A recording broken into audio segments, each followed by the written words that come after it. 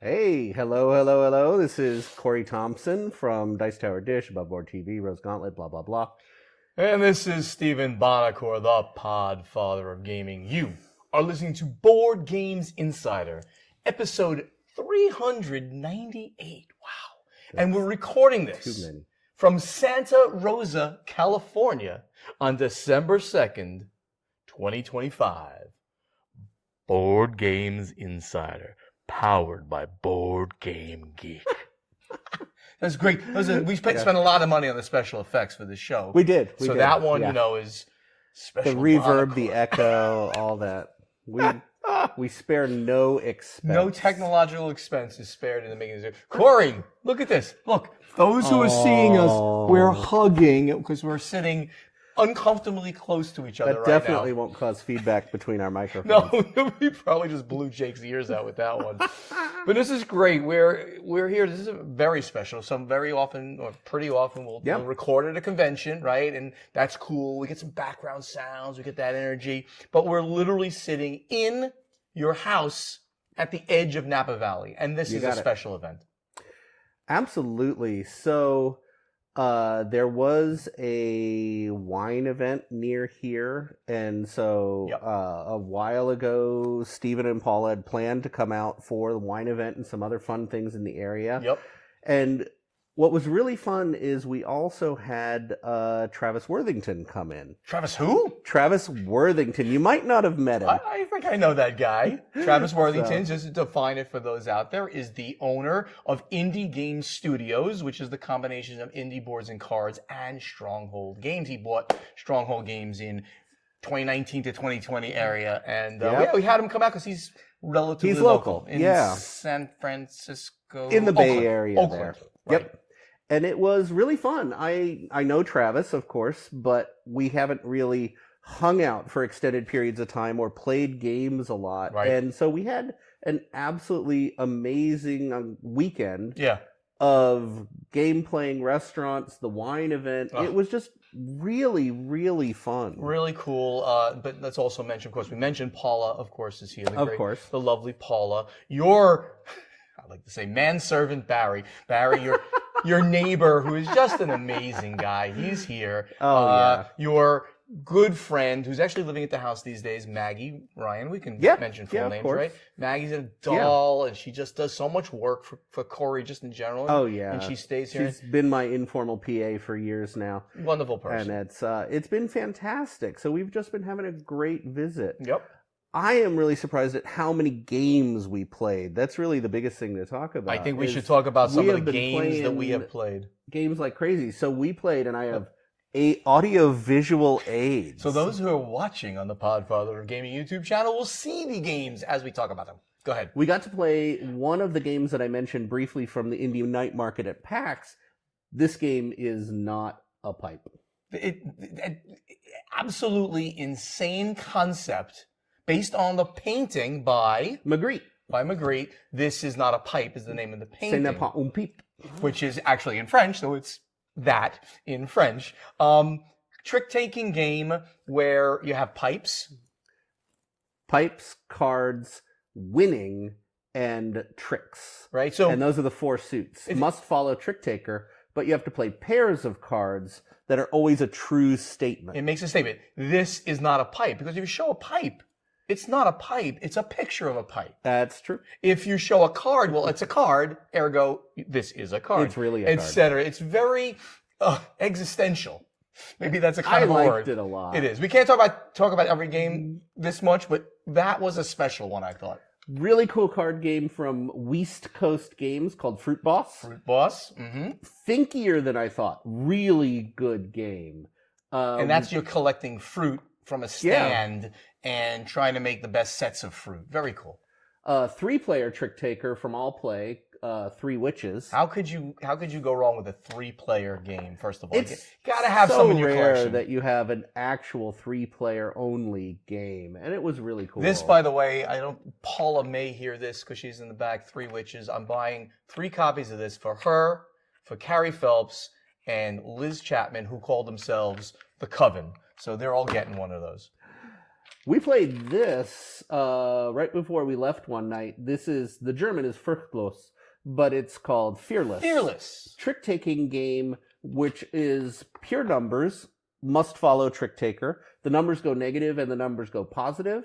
Whoever wins the trick with the highest number gets points equal to the sum of all the numbers. And basically, the best score you can have is 0. Yep. So everything you get is going to be bad for you. But if you do go like really high pos, you can then all of a sudden try to score a high negative at later on. Really interesting concept. Great. I love the Freedom and Freeze trick taking games. Always have a math element. This is Freedom and Freeze trick taking. Fearless was the new one at Essen this year. Yep. It's great. And then new game from Ricky Tata, who's the designer of Coup. And he always has an interesting game at Essen. This one's called Mongoose. Yeah, I'm just getting it in focus. It wasn't in focus. There you go. Mongoose. It's a deduction game where you're trying to guess what your 2 cards are. They're held Hanami style, so everyone sees them but you. And they're animals. So the mongoose is? A mongoose, a snake, a jackal, an eagle, or eggs. Mongoose, snake, jackal, eagle, egg. Is that it? 5 things? That's it. Not 5 things. 5 things. And you'll say, my card fights your card. And the rest of the table says who won the fight. So you have a rock, paper, scissors essential mechanic between the mongoose, who beat up snakes, who beat up jackals, who beat up mongooses, right? So you have this rock, paper, scissors around the 3 of those things. Eagle beats all 3 of them. All 3, but eagle loses to egg. Egg loses to all 3. And egg loses to all 3 of the main animals, right? Loved the game. And it's all deduction, pure deduction. You get the little cheat sheet, like in Clue, so to speak, to check off what you believe is going on. And I immediately, after absolutely eliminating jackals and snakes, I think it was, that's an eagle. And it was not an eagle. You were wrong. I was so wrong. First try. So we were too tired and too much wine to actually play a heavy, thinky deduction game. I think is what it was. I think it might have been the wine. Otherwise, I'd be better. You would have won. You would have won instantly. The real winner of the weekend, I think, was Tornado Splash. Tornado Splash. And this is a racing game on snowmobiles, right?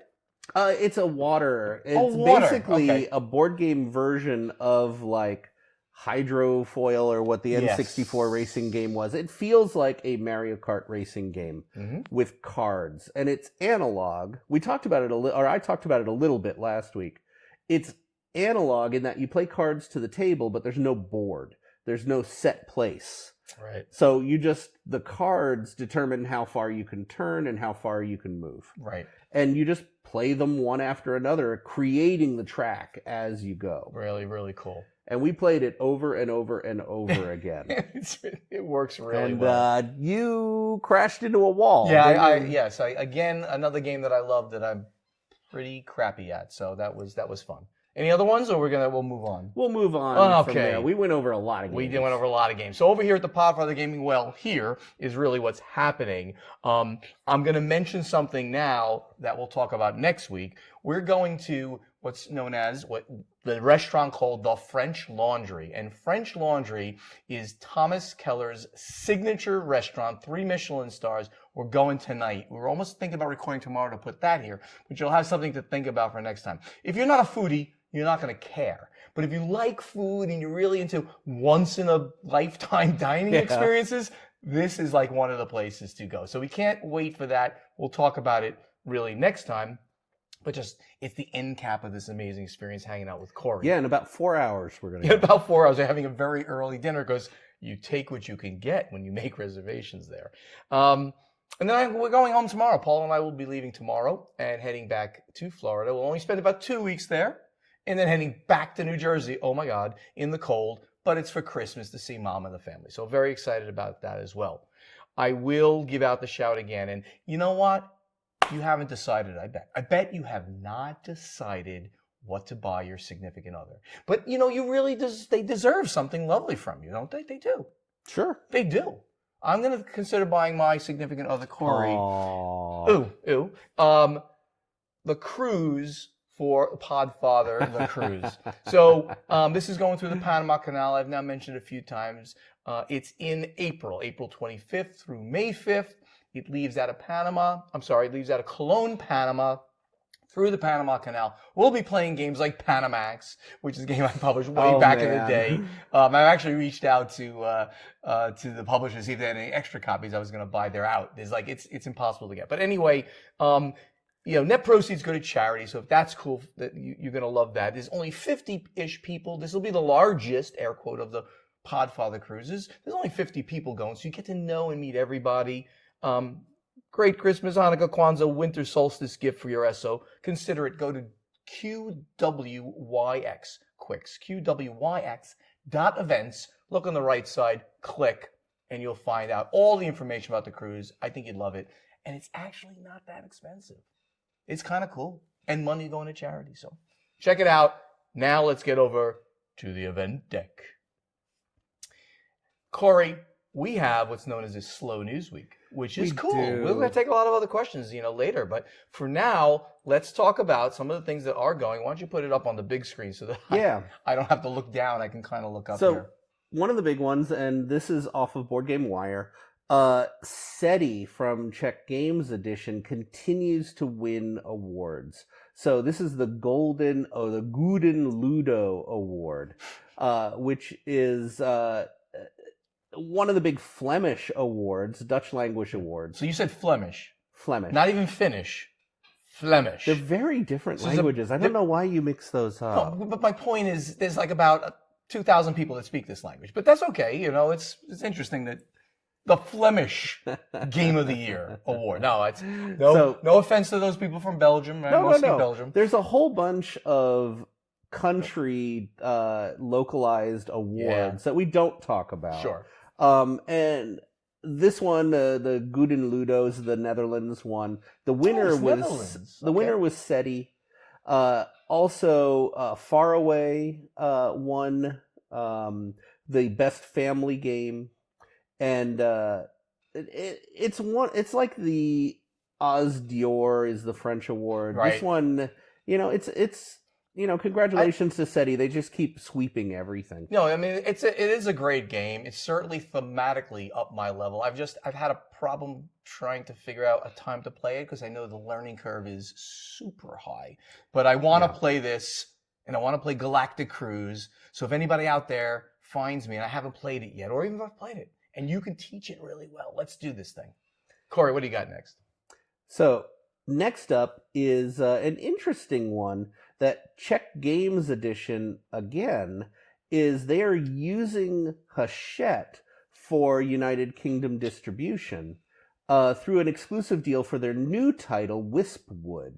And this is noted that this is after 10 years of using Asmodee as their sole UK distributor. So they're giving Hachette a shot. So, yeah, interesting. And it sounds like this is specifically for UK only distribution. So not changing distribution anywhere else.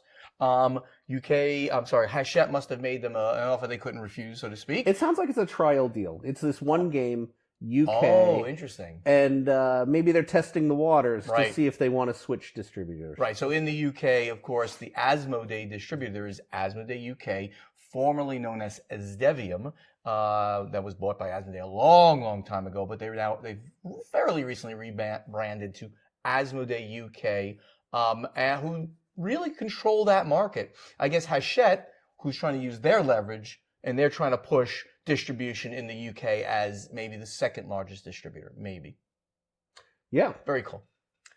So one more. It's going to be a slow news week, I said, but this is one that is kind of near and dear to my heart, and I just mentioned Asmodee UK and Asdevium. Yep. And senior Asmodee veteran Steve Buckmaster is stepping down as the head of its vast distribution operation and giving his deputy a new role. So I'll read this and then I'll talk about Steve and my relationship.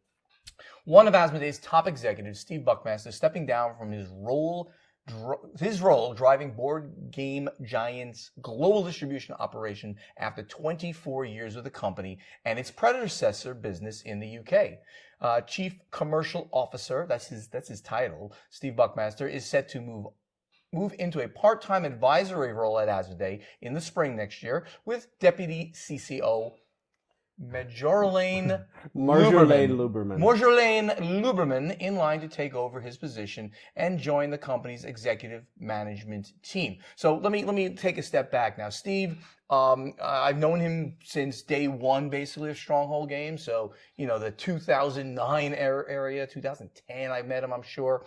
And he's just a genuine great guy. And he was in charge of Estevium. At the time, it was called Estevium, even though by that point, I believe they were owned by Asmodee. And under his reigns, they completely did a great job in the UK distribution market for everybody. And then he stepped up, and he's in charge of global distribution for Asmodee. So truly one of the senior people at Asmodee. But let me also mention, just a great guy. I'm really surprised that you don't know him, because he was at French Party. Probably do, but I haven't hung out with him for a while. I can introduce you when we see him, because I'm sure he'll be around for a bit. He's just a genuinely good guy. I'm so happy. So he's kind of starting retirement by going into this, nice. Take a step back kind of role, and I think that's great for him. Congratulations to Steve. Congratulations to Marjolaine. I hope I pronounced that right. We've never met. I look forward to meeting Marjolaine in the near future. And I think that's it for now, isn't it? That's it for our news. All right. It's slow news week, which means we get to take more questions from you. So let's get over to strategy and tactics. All right. So high tech. I know. So we got Peter Haraldson, often contributes. Thank you, Peter, from Sweden. He's at Pops, and he asks, what is the perfect occasion for a board game and why? Maybe we change this to, when is the worst time? So I think I wrote this portion and then didn't me. When do we change this to, when is the worst time to play a board game? Since the answer to this question is now. Do it now. When is the best time for a board game? I mean, I don't think there's a best time. I literally think it's now. I mean, if you have time, whip out a board game. Some sort of event or something. So I've had a lot of people over for a lot of board game events, and quite honestly, the ones that I've had the most fun with have been birthdays. So that's interesting, because it kind of answers that question everybody always has of who's going to pick the game, who's going to decide what to play. Birthday girl. If you've got a birthday person, birthday girl will do it. That's and awesome. What I've been doing over here lately is I have a whiteboard up in the game room, and I'll just write on the whiteboard, these are games Corey wants to be taught to play. And people get excited and it's like, I'll pick that one and I'll teach them that game. Sure. That kind of thing. So you can create the whole thing that you want to play, and you can teach and for people, and that's great. But I literally, occasion is hard word, but maybe birthdays are a nice answer. I think the holidays are even better answer, because you're gonna be spending all that time with your family. Stay away from politics and play some games. A lot of times family aren't as into board games as you might be. Of course. So it gets a little more awkward. That's why I picked birthday. However, I bought for my family Flip 7. So we didn't get a chance. We didn't get a chance to play it at Thanksgiving, but we will be playing it for Christmas. It's a guarantee. But did you get the Grinch version of Flip 7? Would have been a cool thing to do, but they did not have it at BGG Con where I bought the regular version, so that's fine. That is funny. Thank you, Peter. What do we have here? Next one we have is Jim Kayer. He's at Red Baron. Red with 2 Ds, Baron. Here is a quick question to the gang, along with a couple of follow-ups. What is your favorite convention to attend each year? So it's okay that Ignacio's not here for this, because his favorite convention is staying home. No, I disagree. There's 2 big conventions in Poland, one of which is PortalCon. Okay, he's staying locally. Okay. I do think he really enjoys those. Yeah. But I mean... Yes, he does. Yeah, we're speaking for him. I know. We're teasing. So favorite convention of the year, what do you think, Corey? What is yours? If you had to pick one.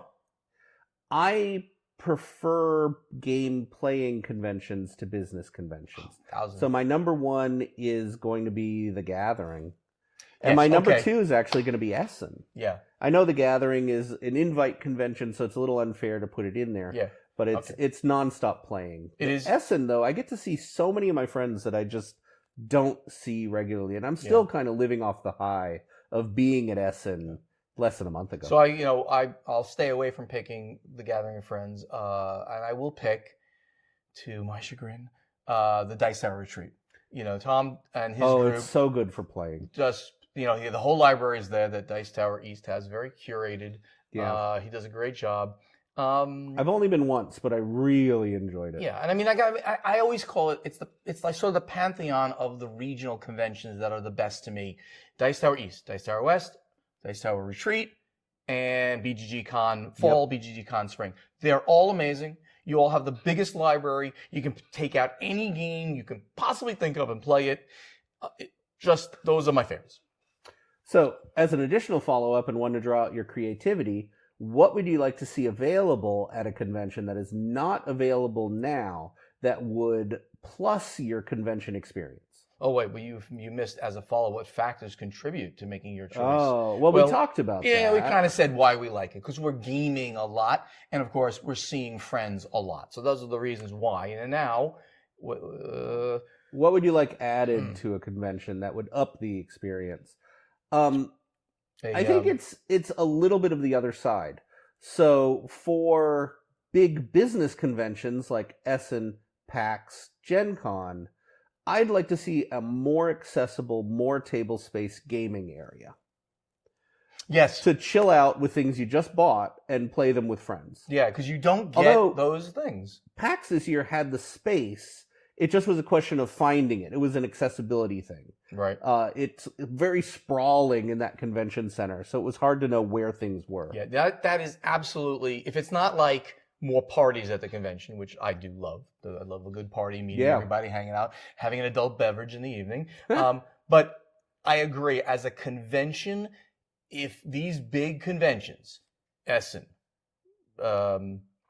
Spiel, we should say, Spiel in Essen, Gen Con, PAX, if they had more room, PAX is doing a good job with it versus the other two. Even UKG, if you get more room where you can spend time gaming with your brand new games or the games that you brought there, that would make them even better. And then the little playing conventions, I think the other side applies as well. I would like to see more releases, more new things I haven't seen before, more dealer presence. You're so cult of the new. I really am. It's sad. We haven't played a game here that I've played in the past. Every game that we've played together here has been something that you just got. So, I think you started by saying, just bring out new things and teach me. Might have. All right, let's go on. Lal Margu from Luxembourg. Hey, Lal. He's awesome. Hey, you. I have a new question. If you want, you can use it in the playtesting section. Sorry, we're using it in the strategy and tactics. At what point does a pause from playing board games start to feel truly long to you? Oh, wow. So, like, you haven't played a game in 2 weeks. Is that long? Is that the pause, or are they talking about you're playing a whole bunch at a convention and you pause between? I think you've got it. Yeah. At what point does a pause from playing board games in your life start to feel truly too long? So how long do you normally go? I mean, if I go 2 weeks, it's kind of weird. Certainly by 3 weeks, I would be like, well, why am I not playing a game of any kind? For me, it's really going to depend on what I've just been doing. So if I'm at a convention where I played solid, I'm okay going a week or two without playing. But then I start to feel it. So it's somewhere around a week or two for me. Yeah, but you would be bringing home all this new crap and you'd want to play it immediately as soon as you got home. So I don't really think I believe that answer, but okay, I get it. All right. Thank you, Lul. Next is James Thompson from Norway. He's at James Jacob. Hi, Board Games Insider. Hopefully a question for the right person. Hopefully a question for the right section. I'm going to look this way, not down here, so that you're actually looking like I'm looking up here.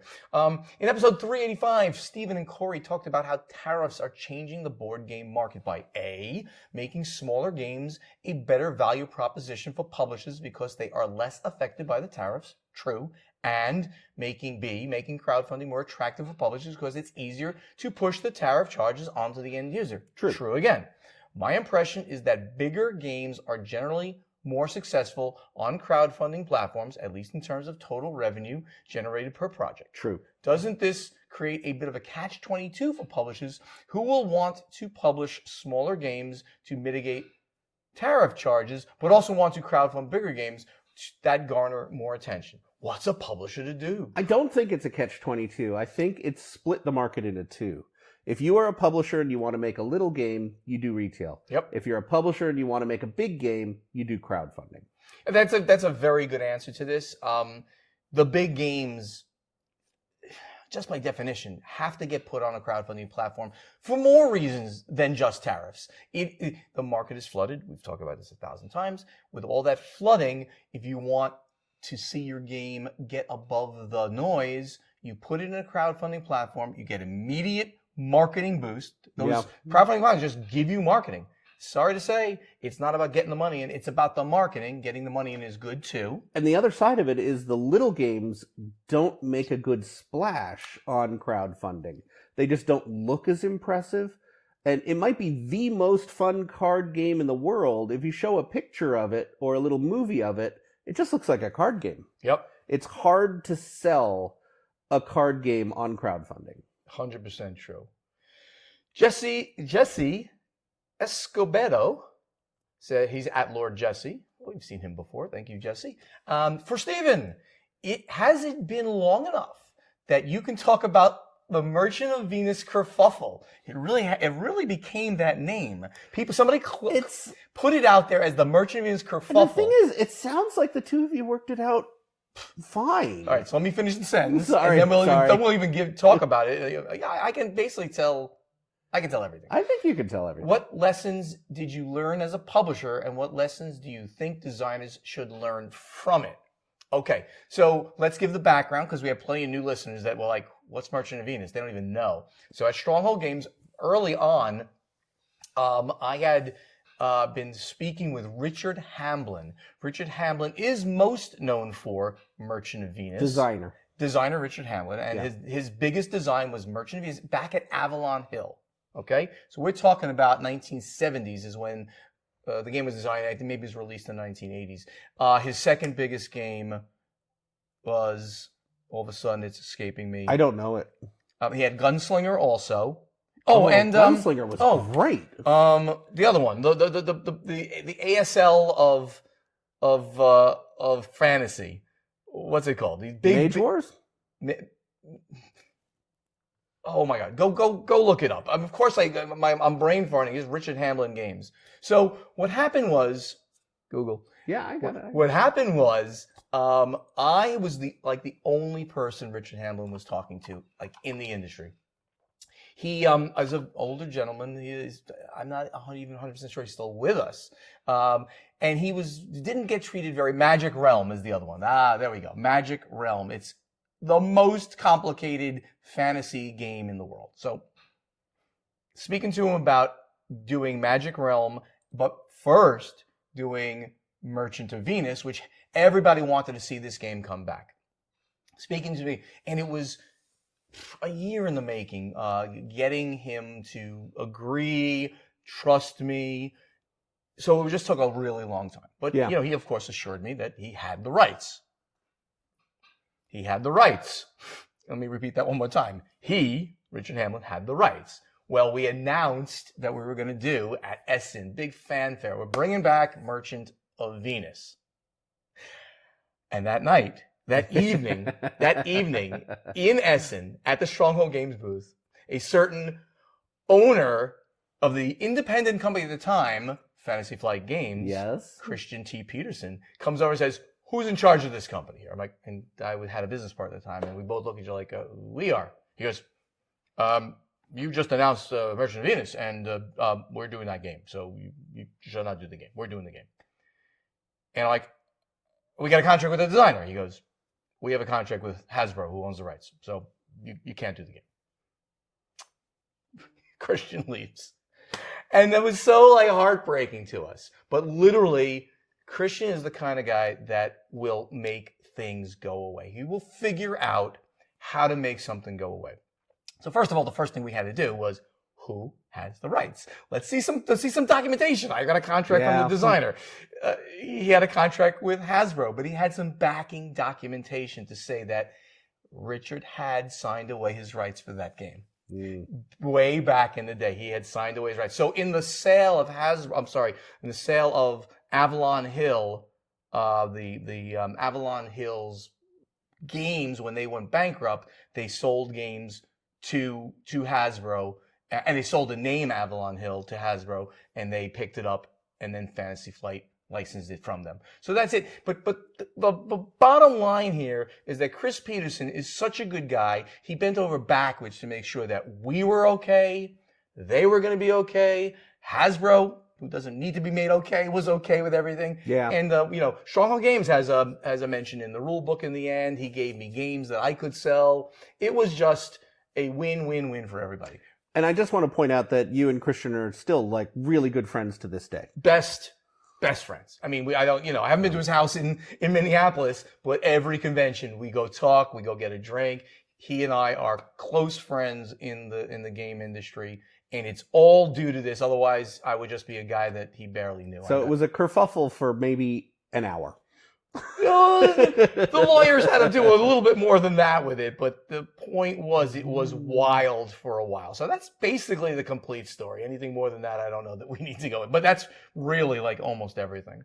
How are we doing on time? Well, that was a long question, so maybe we should move on to playtesting. Why don't we move on to playtesting?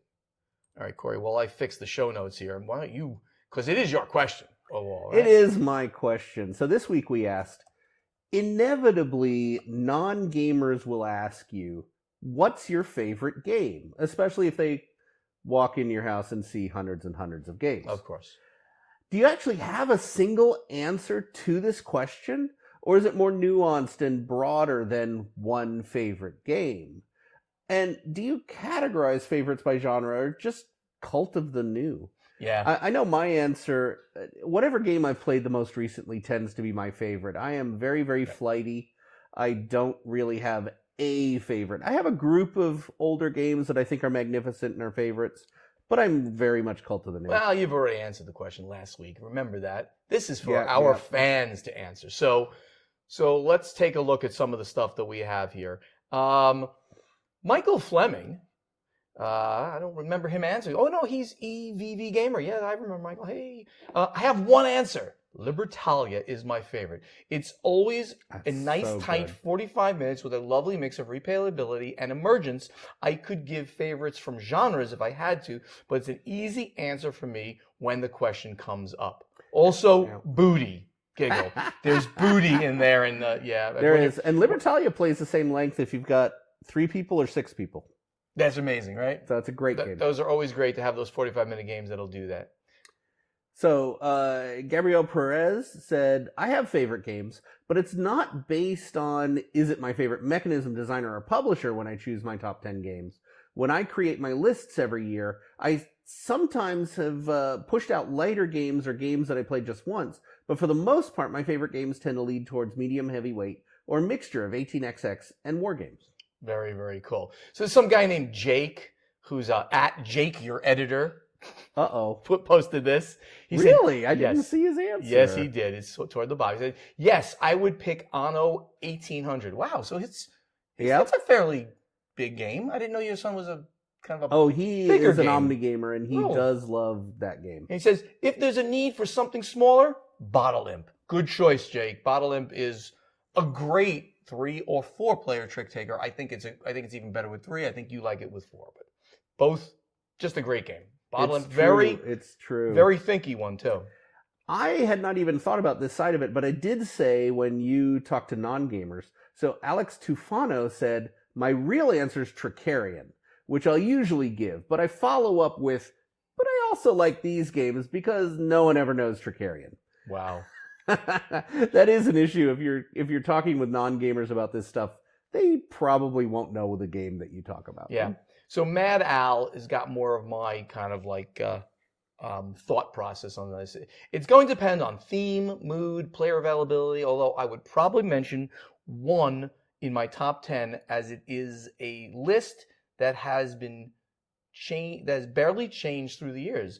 The occasional new to replace the old. However, if I had 3 seconds to answer, I'd say, wow, high frontier, mega complex game, and drum roll please, War of the Ring. I like Mad Al without thinking twice. Since those I would play anytime, anywhere, well, assuming I have the space to set them up. Yeah, Mad Al. Well, I've never played High Frontier. I've only heard good things, but the complexity level of that is pretty darn big. Mark Thomas at Kill My Landlord. Nice. Is that what he's? It's right there. Kill My Landlord. C-I-L-L, my landlord. That's if you don't know even that, spelled right. If you don't know that reference, go look that one up. Eddie Murphy. So Mark Thomas writes, I'm still a relatively new hobby gamer, and there's many great games I've not played. Of the games I've played, my current favorites are Ark Nova and Galactic Cruise. Wingspan and Terraforming Mars are very close in second place. And I don't want to boost your ego more, but there's a lot of Terraforming Mars showing up on the list. It's funny because I tend to go to the back of the list. Yeah. I haven't seen any, but that's cool that Terraforming Mars is up there a lot. It shows up quite a few times. Let's take at least one more here. You have Steph from is that Netherlands? That from the Netherlands. It's the same as my favorite book, movie, or song. It's entirely situational. Very true, Steph.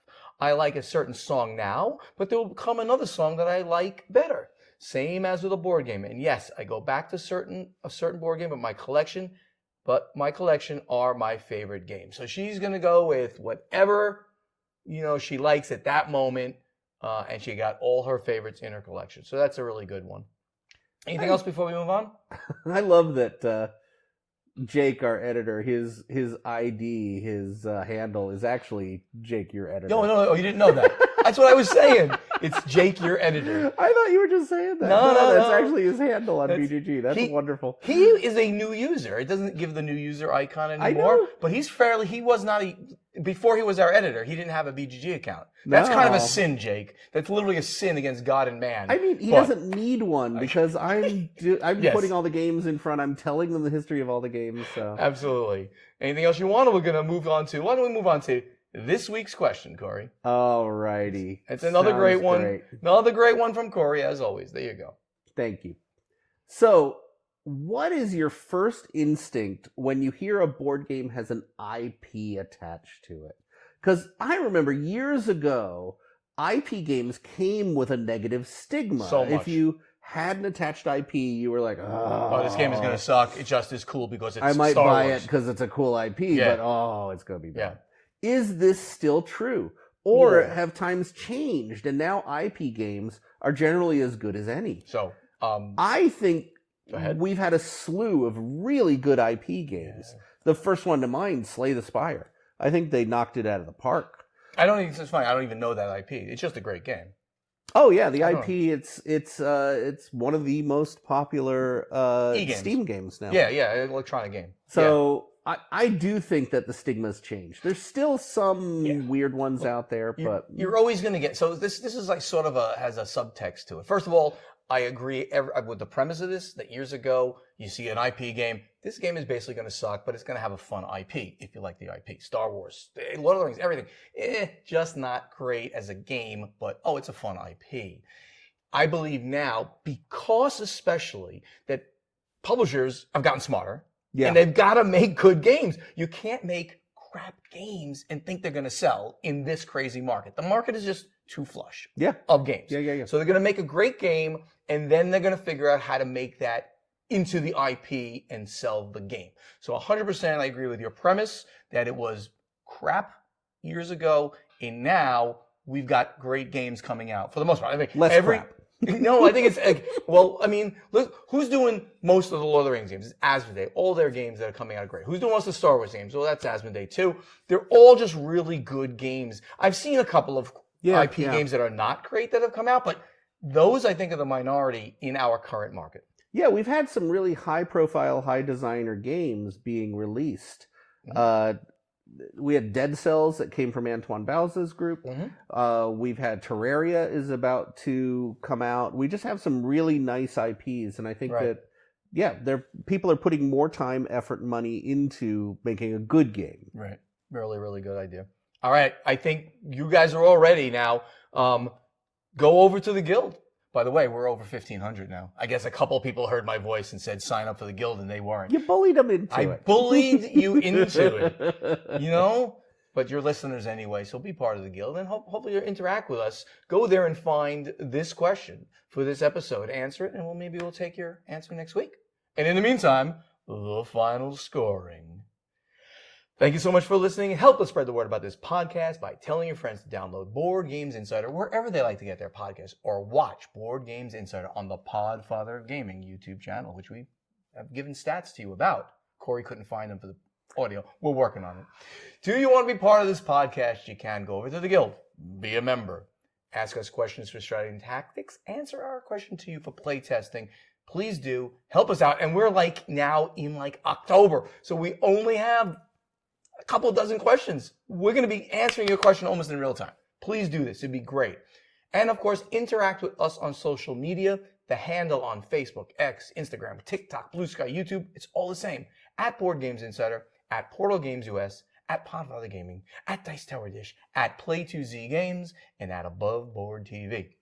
Pick the one of your choice and interact with us. It'll be great. Special call out to the YouTube channels, Portal Game Studio, The Podfather Gaming, and Above Board TV. We would love to see you at an upcoming convention, which is going to be kind of difficult over the next few months. We're at the low season. Well, we're in the Christmas season, so no one can run a convention now. PAX was the end of the season by far, and I think the next time that we're out there for this kind of stuff will be either Gamma Expo, which is industry, the Dice Tower West. And then we move, that's about the next one. I'll be going to LyraCon in Portugal. Is it Lyra or LyraCon? I don't know. Yeah, I don't know either. So, LyraCon in the town of Lyra in Portugal in March. Well, if the town's pronounced Lyra, then probably it's LyraCon. So I'm guessing on both. You're guessing. Your Portuguese is not that good? I have negative skill in Portuguese. That's a rough language. It's a combination like French and Spanish, so it does some weird kind of stuff. Absolutely. But anyway, so I'll absolutely see everybody out there at Dice Tower West, which is a convention in Vegas. I love Vegas. Corey will see you over at LyraCon. Jake Thompson, son of the great Corey Thompson, Dr. Corey Thompson. Thank you for being part of this team by helping us edit this. He does a great job. And that great voice you're hearing doing the intro, the outro, all those in-between segments, is that of Ray Greenlee, who I missed at PAX, and you saw him at PAX, right? I know. Such a good guy. He's a great guy, good friend from New Jersey. He can be contacted to do your voiceover work if you need to have somebody do that at raygreenleevoiceover.com. Just make him do a thing for your ringtone or something. He'll do it, I bet. I guarantee. raygreenleevoiceover.com. That brings us to the end of another great episode where I'm sitting next to you, touching you, very creepily touching you. I'm not touching you. I'm not touching you. But you found an absurd, almost a news article, but not really in our industry. It's tangential, so... It's amazing.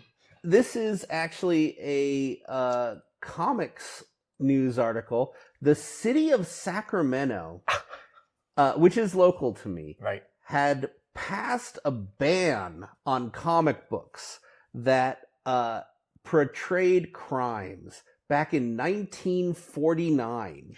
And now, after 75 years, they are repealing their ban on comic book distribution. So a comic book, back in that day, you'd have Detective Comics was the early Batman stuff. That would be verboten. That would be off because it's all about crime, right? They're committing crimes. And this is when they formed the Comics Authority. Early comic books had no restriction, and the public felt that they got a little gross or violent, and comic books were considered just for children.